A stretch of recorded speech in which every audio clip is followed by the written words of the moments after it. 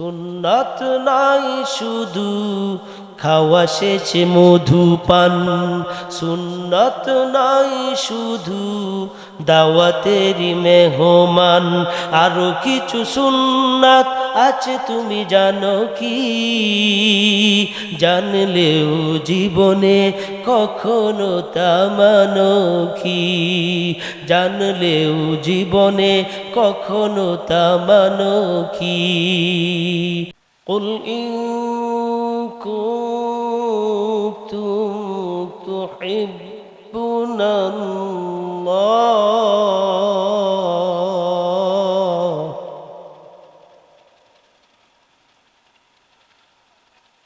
قل إن كنتم تحبون الله فاتبعوني يحببكم الله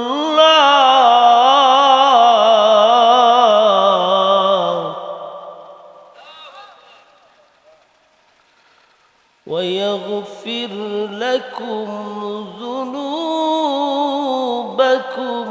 والله غفور رحيم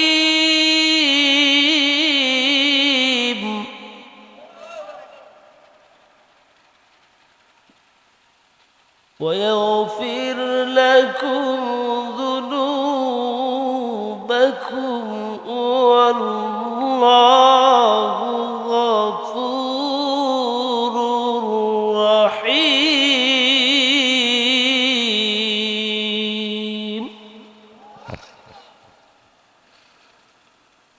وقال رسول الله صلى الله عليه وسلم لا يؤمن أحدكم حتى أكون أحب إليه من ولده وولده والناس أجمعين. صدق الله ورسوله النبي الكريم.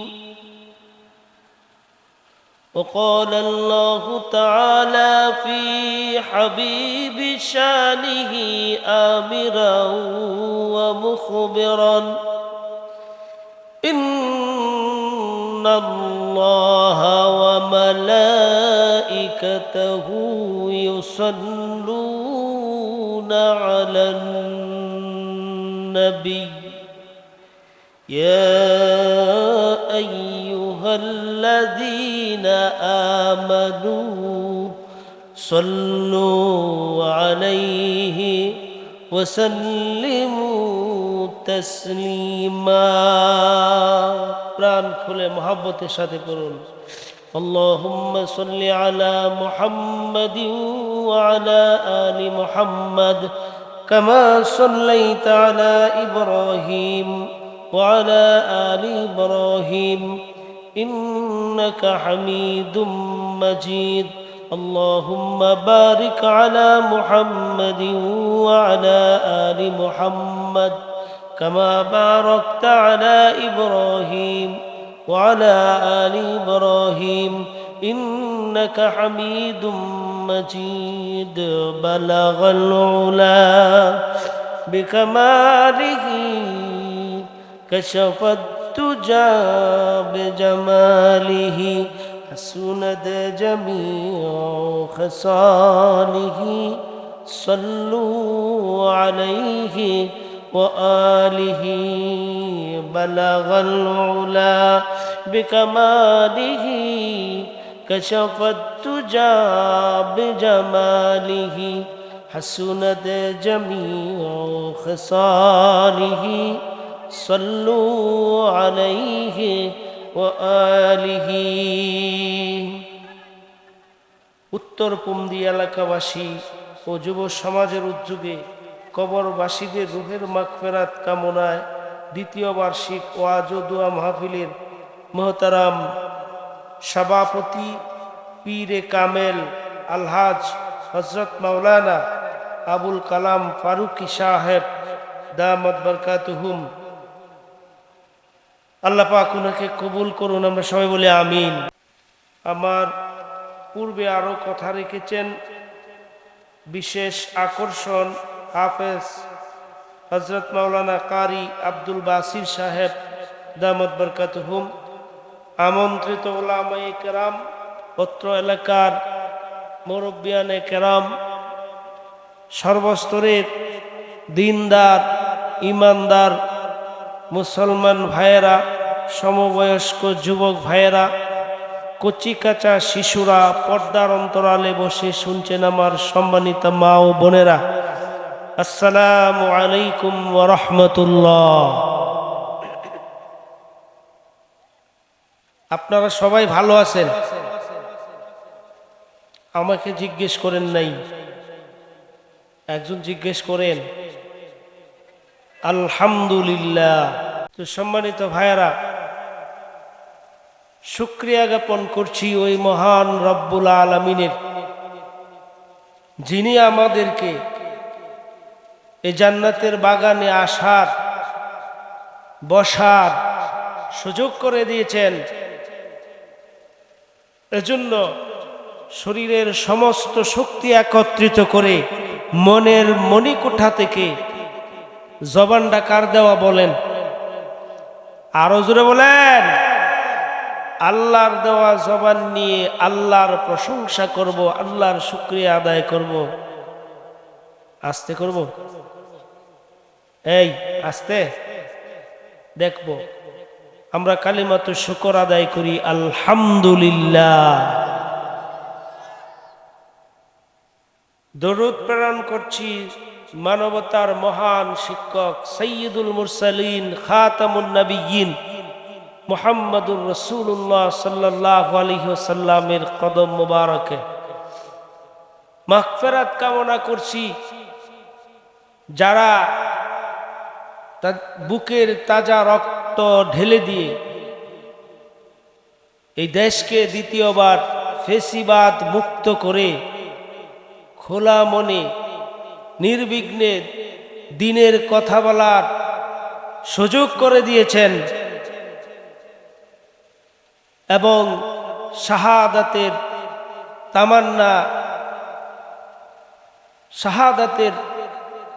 তামান্না গ্রহণ করেছেন, দুনিয়া থেকে বিদায় হয়েছেন। আল্লাহ তাআলা যেন তাদেরকে শাহাদাতের মর্যাদা দান করেন, আমরা সবাই বলি আমিন। সুস্থতা কামনা করছি যে সমস্ত ভাইয়েরা আমাদেরকে মুক্ত করতে যাইয়া পুঙ্গুত্ব বরণ করে হাসপাতালের বেডে কাতরাচ্ছে, তাদের সফলতা কামনা করছি। সম্মানিত ভাইয়েরা আমার, প্রশংসা করব কার? আরো জোরে বলেন। আল্লাহ তাআলার প্রশংসা করব।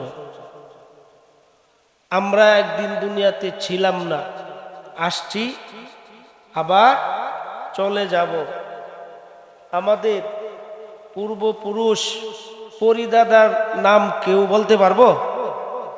দাদার দাদার নাম কি কেউ বলতে পারবো? খুব অল্প সংখ্যক, 100-1 জন পাওয়া যায় কিনা। তাদের কবর কোথায়? নাম তো বাদ দিলাম, কবরটা কোথায়? এই চিহ্নটা আছে? কি বলেন, আছে? না, এরকমও নাই। তাহলে তারাও তো আমাদের মতো এরকম সমাজ নিয়ে চলাফেরা করত, সংসার করত, হাটে বাজারে যাইতো। কি বলেন, যাইতো না? তাদেরও তো বন্ধু বান্ধব ছিল কি না? আজকে তাদের কোনো নাম নিশানাই নাই। এটা মানুষ চোখের সামনে দেখতেছে, দেখার পরেও কি আমলে নিচ্ছে না? নিচ্ছে?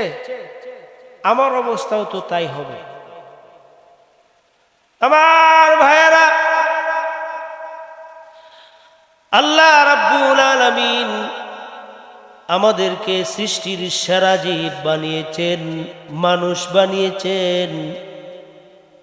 আল্লাহ পাকের ইচ্ছাতে মানুষের মধ্যে আবার মুসলমানের ঘরে জন্ম দিয়েছেন। মুসলমান হয়েছি জন্মসূত্রে, আমার যে কত দাম, আমি যে মুসলমান। সেটা আমি নিজেকে নিজে আন্দাজ করতে পারতেছি না। যদি আমার মর্যাদা আমি বুঝতে পারতাম তাহলে আজকে এখানে জায়গা দেওয়া যাইতো না। কথা বলেন ঠিক কিনা? মুসলমান হইতে যাইয়া আমার কোনো বাধা ছিল না, নির্বিঘ্নে ইবাদত করতে পারতেছি, সুযোগ আছে। এটাও হলো আল্লাহ পাকের নিয়ামত। মুসলমানের ঘরে জন্ম দিয়েছে আল্লাহ তাআলা। যেই মুসলমান সম্পর্কে আল্লাহ তাআলা কোরআনে বলেছেন, কুনতুম খায়রা উম্মাতিন উখরিজাত লিন্নাস। দুনিয়ার মধ্যে যত মানুষ আছে সমস্ত মানুষের মধ্যে আল্লাহ রাব্বুল আলামিন মুসলমানদেরকে উত্তম বলেছেন। এই কথা বলা যাবে না। সমগ্র মানুষের মধ্যে আল্লাহ তাআলা মুসলমানদেরকে কি বলছেন? উত্তম বলেছেন, উম্মতে মুহাম্মদীকে। এখন মুসলমান যে আমি হইছি, মুসলমানের ঘরে জন্ম নিয়েছি, মুসলমান কি? মুসলমান কি এটা তো বুঝি না, আমি নিজেকে নিজেই চিনি না, আমার পরিচয় আমি কি দিতে পারতেছি না। শুধু সংসার করলাম, গৃহস্থী করলাম, খাইলাম, পায়খানা করলাম, এটাই আমার কাজ? এটা আমার কাজ না। ঈমান আনতে গেলে তিনটা বিষয়ের মাধ্যমে আপনার ঈমান আসে। বিশ্বনবী বলেছেন, তাসদীক বিল জিনান, ইকরার বিল লিসান, আমল বিল আরকান। এক নম্বরে হলো অন্তরে বিশ্বাস করতে হবে, দুই নম্বরে হলো আমল বিল আরকান, ইকরার বিল লিসান, জবান দিয়া স্বীকার করতে হবে, তিন নম্বরে হলো আমল বিল আরকান, কাজ দিয়া প্রমাণ করতে হবে যে আমি একজন মুসলমান। এই তিনটা বিষয়ের মাধ্যমে ঈমান আসে। কথা বুঝছে? এখন এই তিনটা কথা কে বলছেন? আমাদের রাসূল বলছেন। ঈমানদারের মধ্যে তিনটা জিনিস দিয়ে ঈমান আসে। এখন যারা নামাজ না পড়ে কয় ঈমান ঠিক আছে, তো তারা অন্তরে বিশ্বাস করছে, মুখ দিয়ে স্বীকার করছে, কাজে প্রমাণ করে না। করে তিনটা কোটির মধ্যে একটা নাইগা দুইটা আছে। এই 2 কোটি দিয়ে ঈমান শক্ত আছে না মটমট করতেছে? কথা বুঝে না, বুঝেন নাই? মটমট করতেছে। উনি তো বলতেছে যে কি, আমার ঈমান নামাজ না পড়লেও শক্ত আছে। আমার ভাইয়েরা, তিনটা বিষয়ের মাধ্যমে ঈমান আনলাম। ঈমান আসে অন্তর দিয়ে বিশ্বাস করা। আল্লাহ পাক চক্ষু দিয়েছেন, এই চক্ষু দিয়ে আল্লাহর এই সৃষ্টি দেখতেছি। আজকে থেকে দৃষ্টিটা অন্যদিকে, অন্যভাবে একটু দেখবেন, দেখাটা একটু অন্যভাবে দেখবেন। সৃষ্টির মধ্যে অনেক সৃষ্টি আমরা দেখতেছি। এই দেখার মধ্যে কিছু সৃষ্টি আছে যেগুলি মানুষে তৈরি করেছে, উপকরণ আল্লাহ তাআলা দিয়েছেন। আর কিছু আছে যেগুলি দেখলে বোঝা যায় এগুলি মানুষ সৃষ্টি করে নাই, মানুষের দ্বারা সম্ভব হবে না সৃষ্টি করা। যেমন আকাশ, কি বলেন, মানুষ পারবে? খুঁটি আছে, খুঁটি ছাড়া আকাশ আল্লাহ তাআলা সৃষ্টি করেছেন। ওয়াস-সামাই ওয়া মা বানাহা, আল্লাহ পাক বলেন, আমি আল্লাহ পাক আকাশ বানাইছি কুঠি ছাড়া, এত উঁচুতে যার কোনো সীমানা নাই। আজ পর্যন্ত কোনো বিজ্ঞানী প্রথম আকাশের তলাটাই খুঁজে পায় নাই, পাবেও না, পাবেও না। এখন ওই আকাশ দেখে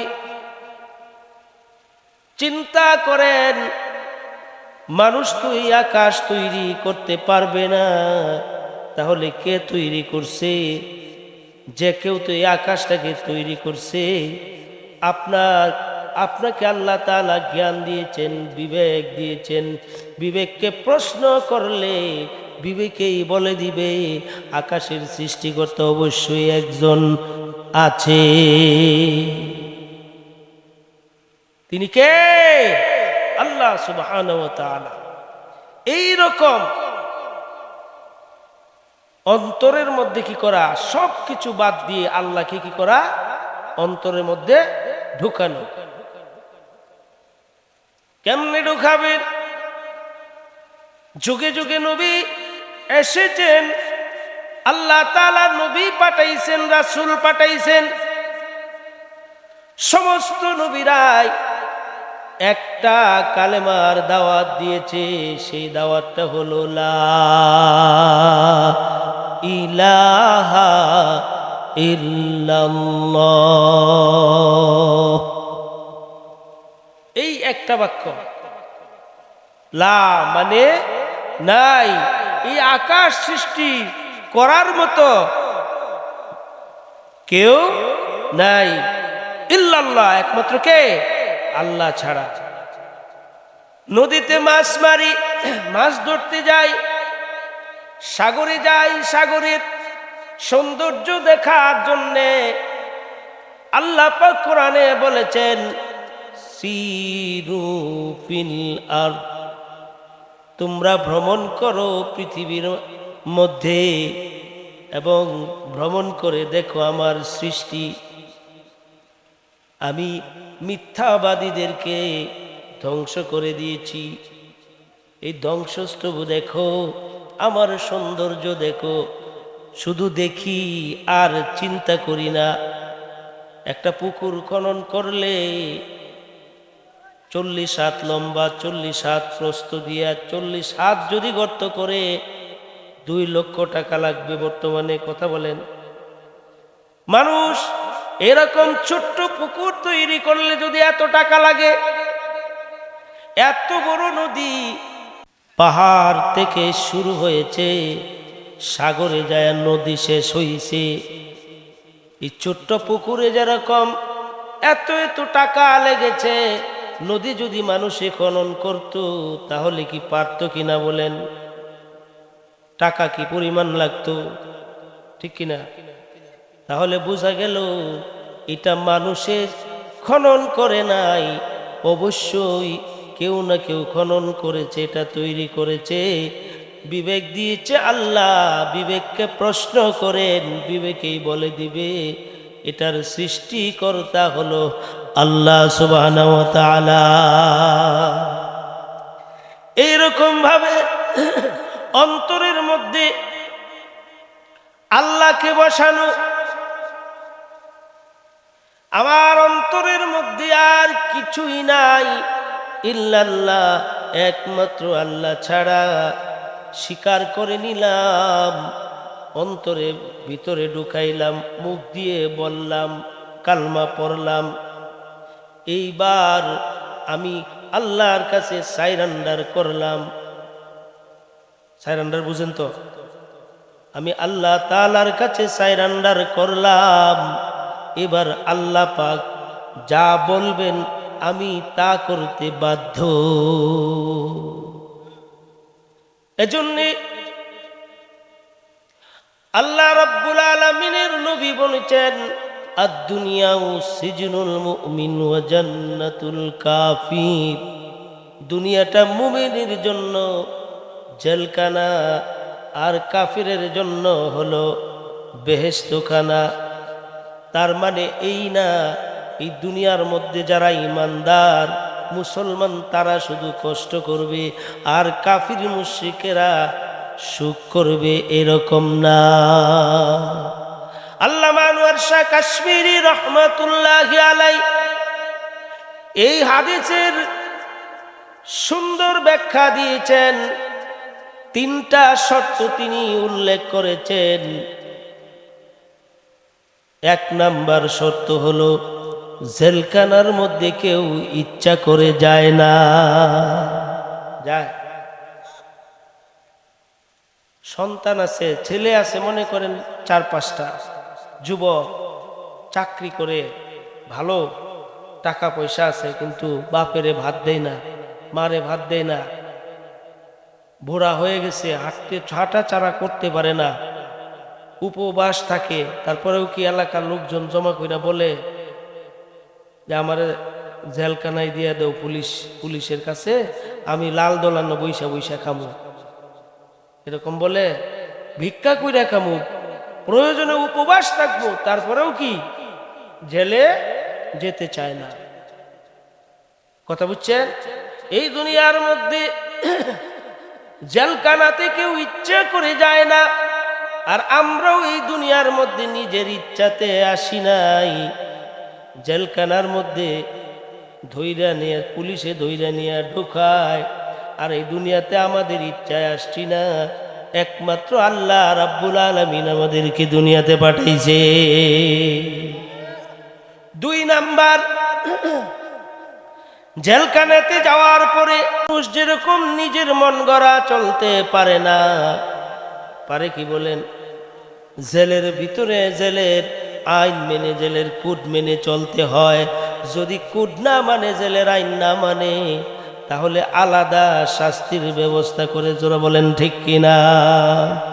আমার ভাইয়েরা, যেহেতু আল্লাহ পাক তার ইচ্ছাতে আমাদেরকে দুনিয়াতে পাঠাইছেন, আমরা আমাদের ইচ্ছাতে আসি নাই, আল্লাহর কাছে বলি নাই দুনিয়াতে আমাদেরকে পাঠানোর জন্যে। সুতরাং এই জমিনের মালিক কে? জোরে বলেন কে? লিল্লাহি মা ফিস সামাওয়াতি ওয়া মা ফিল আরদ, আকাশ এবং জমিনের মধ্যে যা কিছু আছে সব কিছুই একমাত্র আল্লাহ তাআলার জন্যে। দুনিয়া কার? আল্লাহর। এই সার্বভৌমত্বের যে বিশ্বাস, এটা আমাদের অন্তরের মধ্যে রাখতে হবে। যারা মুমিন তাদের অন্তরের মধ্যে বিশ্বাস হবে কার? এই পৃথিবীর ভূখণ্ডের, এই পৃথিবীর সার্বভৌমত্ব কার হাতে? আরো জোরে বলেন, কার হাতে? আল্লাহর হাতে। এখন যদি বলে জনগণের হাতে, কি বলেন হবে? এটা মুমিনের কাজ হবে? হবে না। আমার ভাইয়েরা, জেলের মধ্যে জেলে ব্যক্তিরা যদি জেলের আইন মেনে চলতে পারে, আমরা দুনিয়াতে ইচ্ছা করে আসি নাই, আল্লাহ পাক আমাদেরকে পাঠাইছেন, এই জমিনের মালিক আল্লাহ রাব্বুল আলামিন। সুতরাং মুমিন ব্যক্তি তার মন গড়া চলতে পারবে না। এই এর তুলো। সুতরাং মুমিন ব্যক্তি তার মন গড়া চলতে পারবে না। আল্লাহ পাক আমাদের গর্দানের ভিতরে মেমোরি দিয়া দিছেন, আমার জীবনের সকল কিছুই দুইজনে রেকর্ড করতেছে। কি করতেছে? রেকর্ড করতেছে। এই আলোচনা আমি আসতেছি, এটা মনে রাখেন। আমার বন্ধুগণ, এবার আমি যদি আল্লাহর আইন মানতে যাই, আল্লাহর আইন বাস্তবে দেখাইছেন, শিখাইছেন কে? আমাদের নবী মুহাম্মদুর রাসূলুল্লাহ সাল্লাল্লাহু আলাইহি ওয়াসাল্লাম। এজন্য আল্লাহ পাক বলছেন, যারা ঈমান এনেছো তাদের কাজ হলো মা আতাকুমুর রাসূলু ফাখুযুহু ওয়া মা নাহাকুম আনহু ফান্তাহু। আল্লাহ পাক বলেন, আমার রাসূল তোমাদের জন্য যা নিয়ে এসেছেন, যা করার কথা তিনি বলেন তা তোমরা করো। ওয়ামা নাহাকুম আনহু ফান্তাহু, আমার রাসূল যা নিষেধ করেছেন তা থেকে তোমরা বিরত থাকো। এই দুইটা কাজ। এখন আল্লাহ তাআলার হুকুম রাসূল বাস্তবায়ন কইরা দেখাইছে। রাসূলের মতো আমাদের আল্লাহর হুকুম কি করতে হবে? পালন করতে হবে। আল্লাহর হুকুম পালন করতে যাইয়া আল্লাহর আইন মুমিন ব্যক্তি মেনে চলবে। 2 নাম্বার শর্ত, আল্লাহর আইন মানতে গেলে মুমিনের একটু কষ্ট হবে। যেমন চুরি করা হারাম, আল্লাহ তাআলা কোরআনের মধ্যে বলছেন চুরি করা কি কবিরা গুনাহ। এই চুরির শাস্তি আল্লাহ পাক দুনিয়াতেও দিয়েছেন, আবার পরকালেও চুরির জন্য শাস্তি নির্ধারিত রেখেছেন। বর্তমানে মুমিন ব্যক্তি চুরি করতে পারবে না, আর যারা চুরি করে আল্লাহর আইনের বিরুদ্ধে আচরণ করল, চুরি করার কারণে আঙ্গুল ফুলে কলা গাছ হয়ে গেল, ওই ব্যক্তি তো বেগম পাড়ায় বাড়ি করতে পারবে। আর মুমিন ব্যক্তি আল্লাহর আইন মানার কারণে তার অন্তরের মধ্যে ভয় আছে। কার?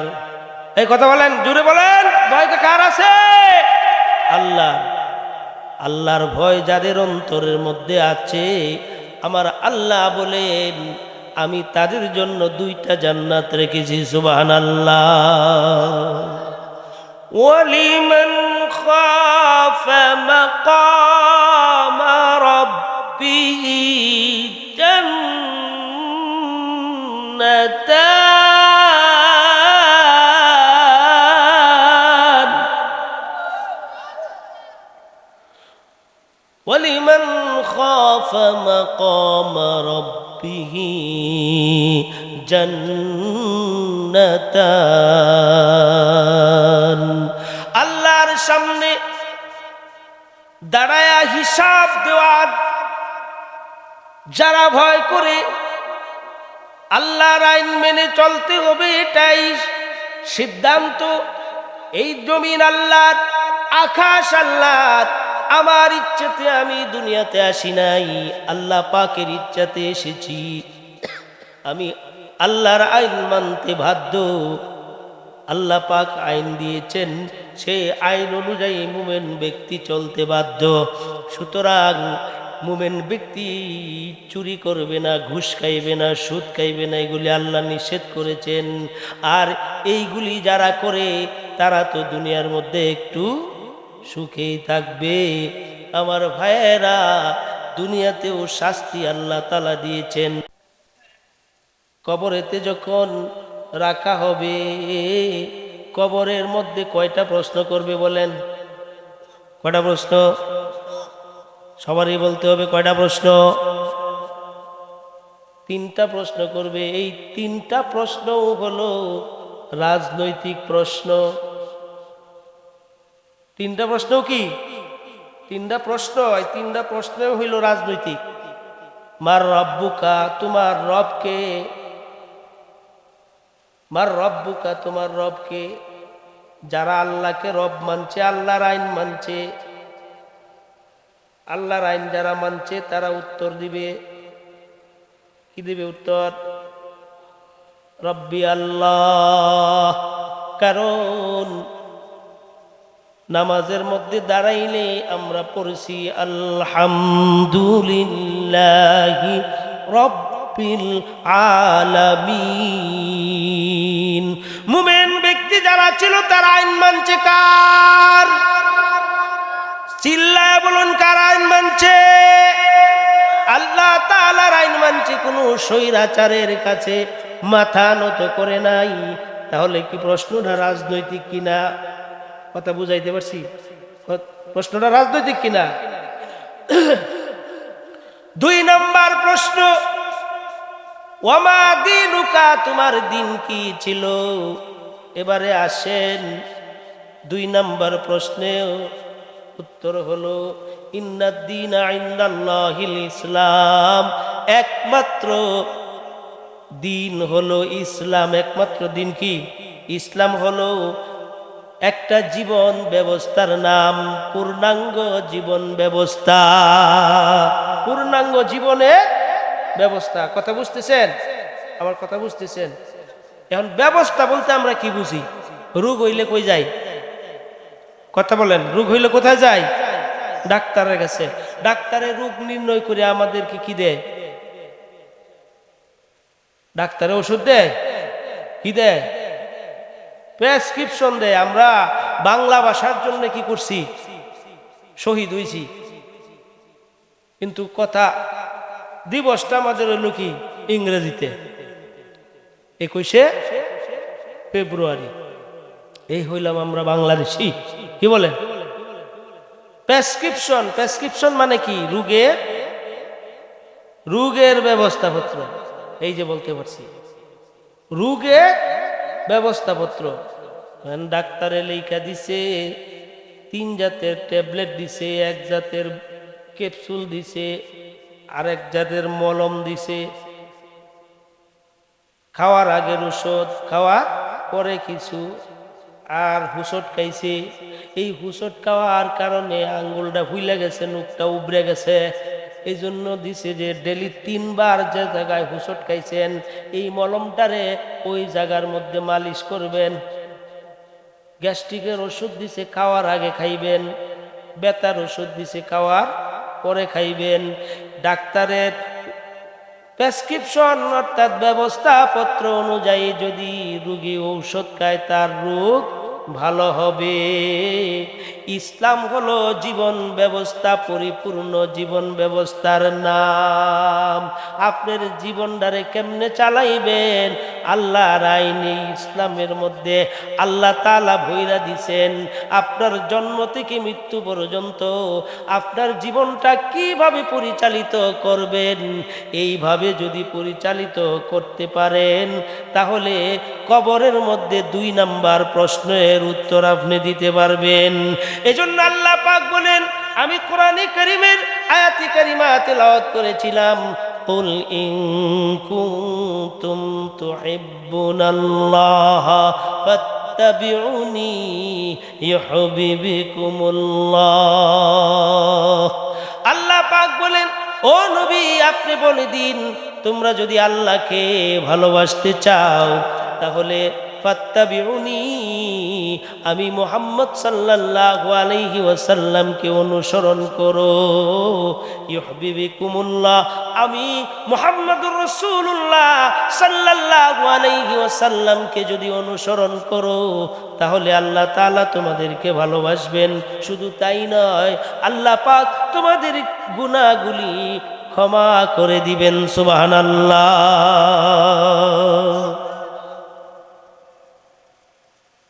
আল্লাহকে যে পাইতে চায়, হাজরাতকে ভালোবেসে, আরশ কুরসি লৌহ কলম না চাইতেই পেয়েছে সে। আল্লাহকে যে পাইতে চায়, হাজরাতকে ভালোবেসে। আল্লাহকে যদি পেতে চান তাহলে রাসূলকে অনুসরণ করতে হবে। এখন রাসূলকে অনুসরণ কি?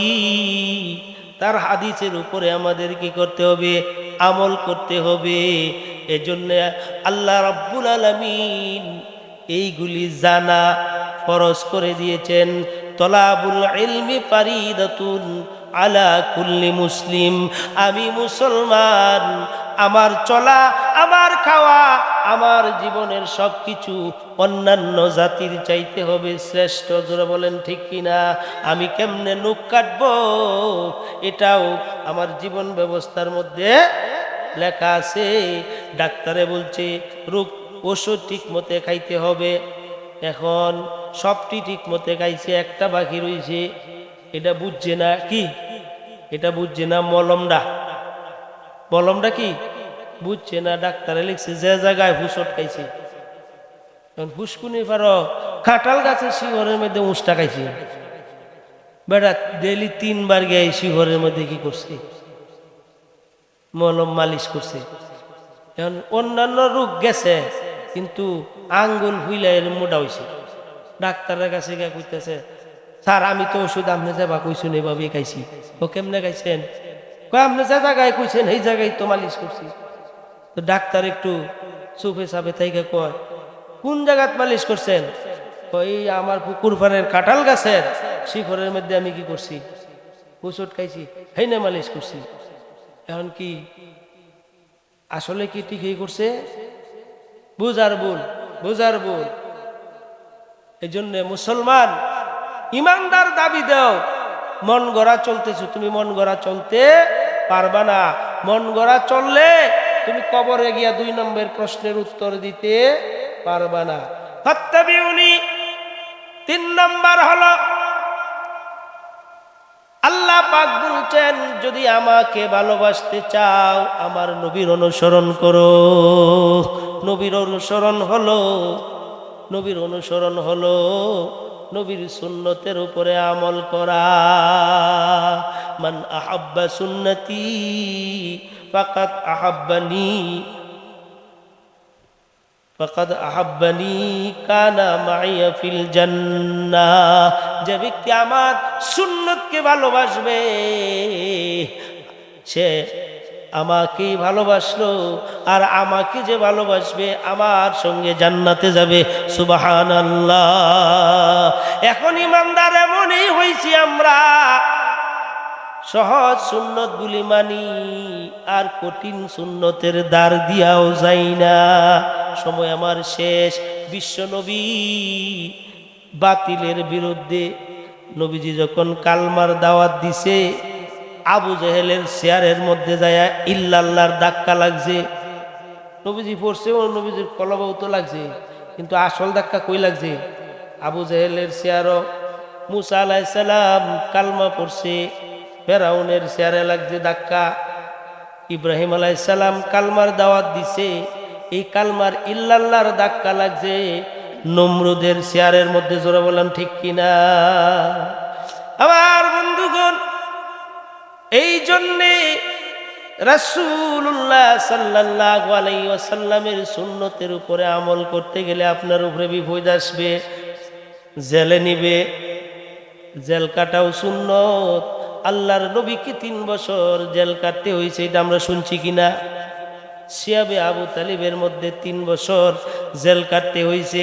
63 বছরের জিন্দেগিতে যিনি একটা মিথ্যা কথাও বলে নাই, ওই লোকটাকে 3টা বছর জেল কাটতে হয়েছে। সুতরাং রাসূলের উম্মত আমরা, প্রয়োজনে আমাদের কেউ আল্লাহর আইন মানতে যাইয়া, নবীর ভালোবাসা দিতে যাইয়া, নবীর সুন্নতের উপরে আমল করতে যাইয়া আমাদেরকেও জেলে যাইতে হতে পারে। আল্লামা দেলোয়ার হোসাইন সাঈদী রাহিমাহুল্লাহ কি দুষ করেছিল? এই আলেম 50 বছর পর্যন্ত মানুষের মাঝে কোরআনের খেদমত করে গিয়েছেন। ওই লোকটাকে ইনজেকশন পুশ করে যারা দুনিয়া থেকে বিদায় করছে, এরা কি মনে করেন মুমেনের কাতারে পড়ে? জানাজাটা পর্যন্ত দেয় নাই এই জালিমেরা। সুন্নত নাই শুধু খাওয়া শেষে মধুপান, সুন্নত নাই শুধু দাওয়াতেরই মেহমান, আরো কিছু সুন্নাত আছে তুমি জানো কি? জানলেও জীবনে কখনো তা মানো কি? জানলেও জীবনে কখনো তা মানো কি? 3 নাম্বার প্রশ্নের উত্তর যদি দিতে যান, তাহলে নবীজির সুন্নতের উপরে আমল করতে হবে, নবীকে ভালোবাসতে হবে, নবীজির চেহারা মুবারক দেখানো হবে। যারা নবীর মহব্বত করবে, সুন্নতের উপরে আমল করবে, তারা দেখেই বুঝতে পারবে ইনি হলেন বিশ্ব নবী মুহাম্মদুর রাসূলুল্লাহ সাল্লাল্লাহু আলাইহি ওয়াসাল্লাম। হুজুর আয়েশা বলছেন, আমি মোটামুটি আমার যে ভূমিকা ছিল এক পর্যায়ে নিয়ে কোনো মতে শেষ করতে পেরেছি। আল্লাহ তাআলা আমাদের সকলকে আমল করার তৌফিক দান করুন। সবাই বলে আমিন। ওয়া আখির দাওয়ানা আনিল হামদুলিল্লাহি রাব্বিল আলামিন। আসসালামু আলাইকুম ওয়া রাহমাতুল্লাহি ওয়া বারাকাতুহু।